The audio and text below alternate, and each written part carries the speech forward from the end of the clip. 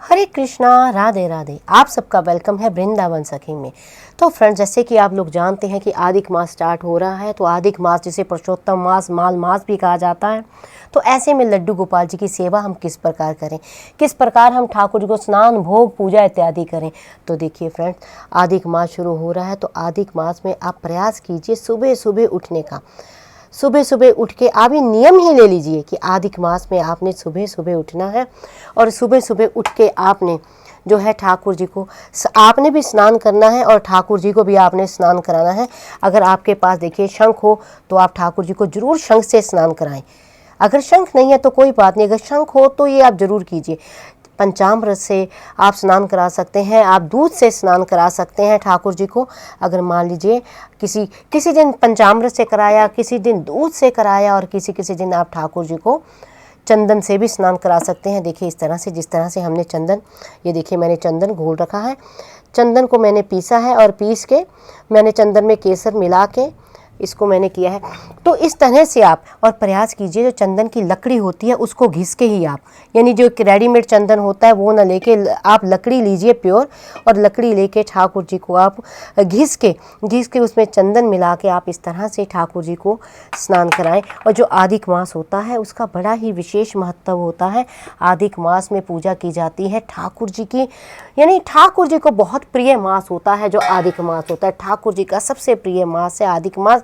और इस बार तो सौभाग्यपूर्वक श्रावण मास में आदिक मास लगा है, और श्रावण मास में लगने के कारण इसकी महिमा और भी डबल हो गई है।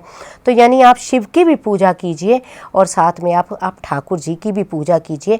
तो आदिक मास में आपने इस तरह से ठाकुर जी को स्नान कराना है। तो आपने सुबह ठाकुर जी को स्नान करा के सुंदर सुंदर ठाकुर जी को वस्त्र धारण कराने हैं, जितना हो सके पीले रंग के, पीले ना हो तो स्वच्छ और साफ सुथरे वस्त्र आपने ठाकुर जी को धारण कराने, और ठाकुर जी का सुंदर सुंदर आपने श्रृंगार करना है। तो देखिए आदिक मास की हम बात करें तो आदिक मास में आपने ये प्रयास करना है कि आप आदिक मास में गीता के अध्यायों का पाठ कीजिए। आदिक मास में दीप दान करना, पूजा पाठ करना, इसका बड़ा ही विशेष महत्व होता है। और आदिक मास में यानी किया गया दान, किया गई पूजा पाठ जो है 10 गुना फलदायी होता है। तो आदिक मास में आपने यही प्रयास करना है कि आप जितना हो सके आप ठाकुर जी को भी सुनाइए पाठ करके। ठीक है, पाठ चाहे हम अपने लिए करते हैं, लेकिन ठाकुर जी को भी वो पाठ हमें सुनाना चाहिए, क्योंकि आदिक मास में जो है ठाकुर जी को भी जो है भागवत गीता का पाठ अति प्रिय है। तो इत्र सेवा भी आप अवश्य इस तरह से कीजिए। देखिए हम इत्र सेवा कर रहे हैं, चंदन सेवा भी हमने ठाकुर जी की है, अब हम ठाकुर जी को कर रहे हैं इत्र सेवा। तो आदिक मास में आप इत्र सेवा भी अवश्य कीजिए, और ठाकुर जी को आप तुलसी दल अवश्य भेंट में दीजिए। और आपने कोई भी ऋतु के फ्लावर्स आपके पास हो, जैसे भी जिस रंग के भी फ्लावर्स आपको अवेलेबल हो, डेली फ्लावर्स आप ठाकुर जी को सुंदर सुंदर नए नए जो है फूल ठाकुर जी को आप दीजिए। और आदिक मास में दीप दान का भी बहुत बड़ा महत्व है। दीप दान यानी आप एक दिया, कम से कम एक दिया जो है आदिक मास में आप जो है दान कीजिए। देखिए आरती करना अलग से बात है, लेकिन आपने ये प्रयास करना है कि एक दिया मंदिर में अवश्य आपने दान करना। और ठाकुर जी को जितना हो सके आप नए नए भोग लगाइए, क्योंकि हमारे ठाकुर जी जो है भोग के रसियाँ हैं।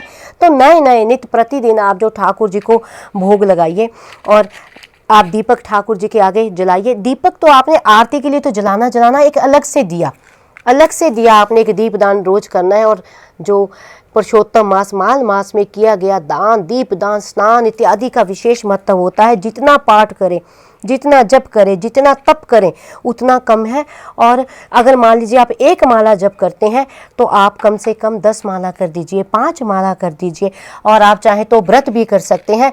व्रत आप किस प्रकार कर सकते हैं? व्रत का मतलब यही नहीं कि आपने भूखे रहना, यानी नियम आप बांध सकते हैं। आप संकल्प ले सकते हैं कि मैं आदिक मास यानी पुरुषोत्तम मास में केवल और केवल जो है एक समय ही भोजन करूंगा, या मैं केवल संध्या भोजन करूंगी, सुबह नहीं। और आप प्रयास कीजिए आदिक मास में हवन करने का। अगर मान लीजिए आप रोज हवन नहीं कर सकते हैं, तो मैंने आपको कई बार पहले भी बताया है, 2 आपने हरी इलायची लेनी है, और 2 आपने कपूर के ये लेने हैं, आपने कपूर जला के 2 आपने लौंग लेने हैं जिसके ऊपर फूल होता है, वो वाले आपने जलाने हैं और ये आपका हो जाएगा सूक्ष्म हवन। तो कपूर से ठाकुर जी की आप आरती कीजिए, क्योंकि कपूर ठाकुर जी को अति प्रिय है। कपूर से ठाकुर जी प्रसन्न होते हैं, माता लक्ष्मी भी प्रसन्न होती है। और श्रावण मास में लग रहा है, ये जो अधिक मास है जिसको आप पुरुषोत्तम मास भी, इसमें जितना हो सके आप ठाकुर जी के नामों का जप कीजिए। आप विष्णु सहस्त्र पाठ का जप कर सकते हैं, आप गीता के अध्यायों का पाठ कर सकते हैं, आप विष्णु पुराण का पाठ कर सकते हैं।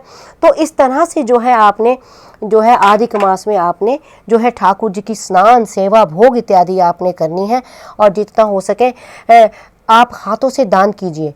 दान करने से जो ये इस मास में किया गया दान जो महादान कहा जाता है, और ठाकुर जी को अच्छे अच्छे भोग लगवाइए। ऋतु फल आप ठाकुर जी को भोग में दे, जितना हो सके नमम नमम भोग ठाकुर जी के लिए बनाइए।